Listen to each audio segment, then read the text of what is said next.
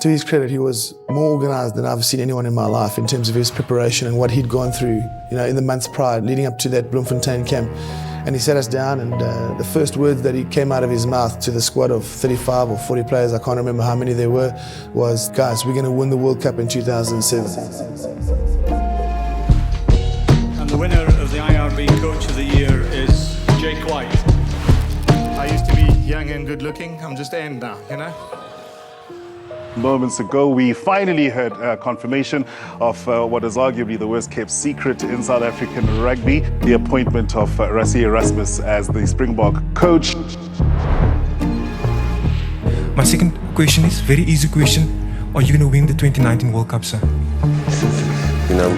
think we've got the players and the IP to win the World Cup. It's how quickly can we align the players.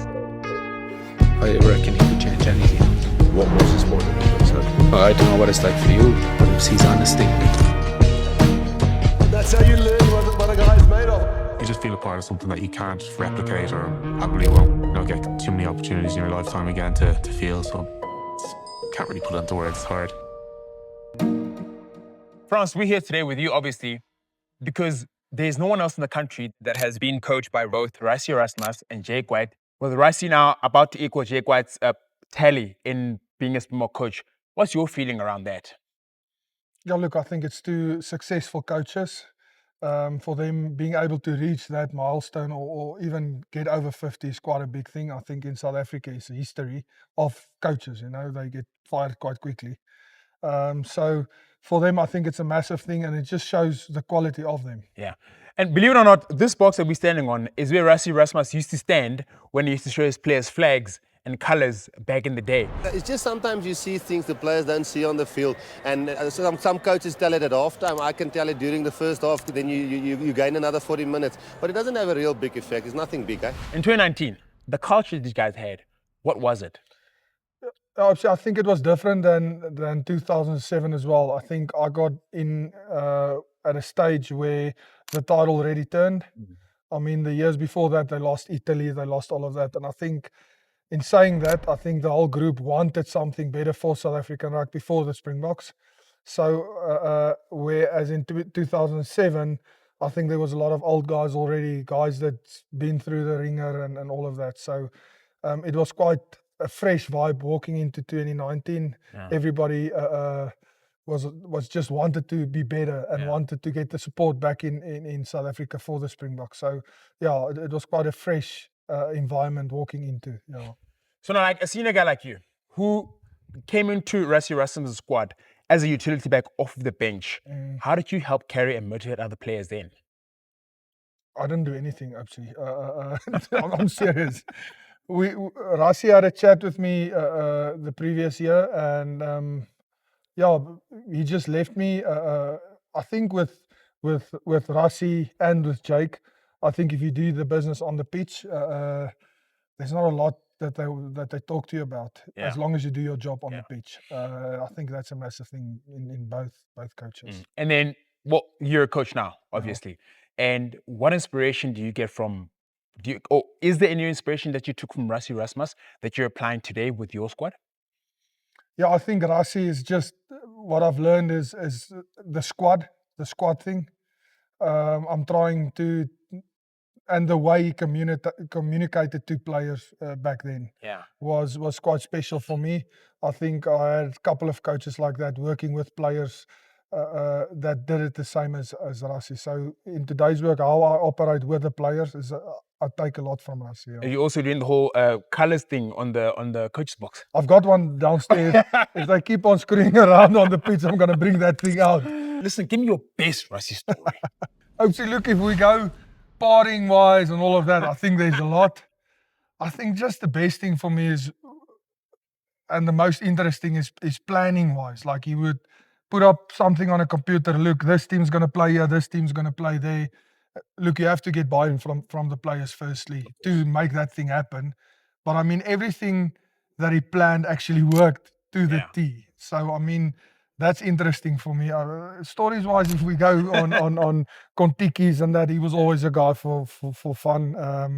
And there's a lot of that, but we can't speak about that on camera. Yeah, and I suppose if you're going to be a coach, you've also got to be a team guy as well. So if the players collectively want you as a coach to do something, put them together, then you obviously have to buy in as a coach. Yeah, but you need to know where to draw the line as well. Oh, there's actually a line. There is a line sometimes. But look, there's a time where a coach is wanted, and there's also times where a coach needs to not be there. Yeah. And you need to gamble between the lines. But he was always a guy for team spirit, and I mean it's the same. Planning wise, he will tell you, listen here, I think we called it blackout or something. We don't drink now, and then that day that's going to be a blackout session. Then if you want to drink that day, you need to drink proper, so that you don't want to drink for another 4 weeks. Even just, I know it sounds small, and everybody bought into that plan, and I think he's a great guy, getting people on board, getting people to buy into his plan. Yeah, I truly believe, like Jake, like Rassie, there's not a lot of coaches like that, and we're blessed to have coaches like that. Hierdie bakkie is mooi, né? Arguably, we're talking about the best coach South Africa's ever had, Jake White, with 53, 54 games right now. He's the one that gave you your first Springbok debut. How was your experience with that? Yeah, it was awesome. Obviously, I was still young, coming into a Springbok team where the guys was quite already settled. So, yeah, it was nerve-wracking, but when you're young, you don't care too much. You just want to play. You just want to play. So, yeah. And then in 2006, you scored a crucial drop goal against England Twickenham. Has he got the time to go for a drop again? Showed what he could do. Now, will his word turn back? He's turned back, and it's over! And in the following year, it was in the Tri-Nations. Back for Gregan, Markham off the left foot. Now Steyn lines up the drop goal. Oh, he struck it well. He struck it well. It's over. Which one was your favorite, and which one do you hold dear to between those two drop goals, particularly? Yes, I don't know. I think the drop goal against England, we lost that game. Yeah. And then the drop goals against Australia, I missed a kick the week before in the Super Rugby final against the Bulls. Steyn entrusted with the conversion attempt. The flag, stay down. Oh, vital kick. How important was the kick? So, although you have good memories, there's so much more than that. I definitely think the drop goals against Australia gave me a spot to go to the World Cup in 2007. Listen, during that time, you were about 19, 20 years old. To have the courage and the audacity to kick such a massive kick at that age. I mean, where did you get that from? Like I said earlier, I think you don't care too much when you're young and you want to try stuff. So, look, I think we were behind. And if you talk to Pine, that's coaching with me, he says that drop goal would have never happened if he didn't put pressure on Markham because the kick would have been out and all of that. So, look, I don't know. I think when you're young, you don't care. You don't think about it too much. Yeah, I was lucky. Talking about Jake, what was his management style? What was his coaching style? For me, I think everybody loves the coach that gave them the opportunity to play for the Springboks. They've got a different respect for that guy or different loyalty towards that guy. So for me, Jake was that guy for me. Look, there's always people that talk nicely about Jake, and then there's people that doesn't like Jake. There's people that talk nicely about Rassie, and then there's people that hate Rassie. It's always going to work like that, even with us. There's people that's going to like me, and there's people that's going to hate me, some players. So just Jake, I think him and Rassie is almost the same in some sense where, or they are, if you do your work on the field, they don't care much about what you do in your own time, as long as you do your work on the field. If it's training or if it's playing a game, if you're there and you train every day, and if you play and you do your best on the field, they leave you to do your business. So Jake never had to come to me to ask me to lift my game or to do this or to do that. I think it comes as well, like I said earlier, with the respect and the loyalty you have to that guy. You don't want to disappoint that guy. Of course. With Jake, is he? Are you still in contact with him? I mean, look, you last played for him a while ago in Montpellier as well, if I'm not mistaken. Are you still in contact with him? Is there any relationship after him coaching you when you were a youngster? Yeah, he checks up on me a lot. I think during the SA Cup, he phoned me quite regularly because we went through a rough patch, and it's quite funny. I mean, of everybody, it was him and Tuti, Alistair Kutsia, that phoned me during the tough times this SA Cup.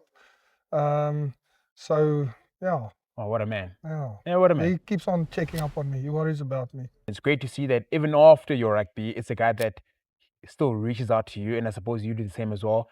And that's what rugby means, I think, for us as a whole. You know what I mean? Yeah, but I do think it changed a lot. Not changed a lot. I think it's a look. There's people that play the game, and it's difficult to know who to trust fully. I think wherever I go into a conversation these days, you always wonder what that guy wants out of it. It's a difficult thing to go in, but I know with Jake, there's nothing with that. He wants the best for me, and he wants to support me, and yeah, it's really yeah. I love it, man. See, you too. I think they called me Soj. They called you Soj? Yeah. Why? Son of Jake. Oh, is it? Oh, At Montpellier. We're doing interviews for father and son here.